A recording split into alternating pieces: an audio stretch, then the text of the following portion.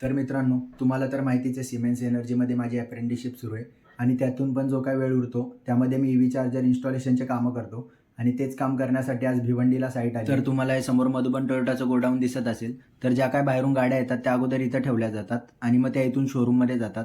तर मागच्याच महिन्यात व्हिएतनाममधल्या विनफास्ट कंपनीने VF7 आणि VF6 या 2 गाड्या इंडियामध्ये लॉन्च केल्यात आणि त्याचं ईव्ही चार्जर इन्स्टॉलेशनचं काम मला भेटलंय. तर तेच करण्यासाठी मी आज साईटवरती आलोय. तर तुम्ही बघू शकतात आपण चार्जर वॉलवर माउंट न करता पत्र्यावर माउंट केलाय, कारण इथं गोडाऊन असल्या कारणाने वॉल नव्हती. तर त्यामुळे आपण याचं इन्स्टॉलेशन इथेच केलंय. तर आपलं जे काही कनेक्शन वगैरे होतं ते सर्व करून झालंय. तर आता आपल्याला चेक करायचं आहे चार्जर ऑन करून की सर्व ओके कंडिशनमध्ये आहे का. तर ते करण्यासाठी मी आता चार्जर ऑन केलाय आणि तुम्हाला इथे दाखवतो मी. बघा, चार्जिंग आपली ऑन झालेली आहे. तर आता गाडी ही पूर्ण चार्ज होणार आहे.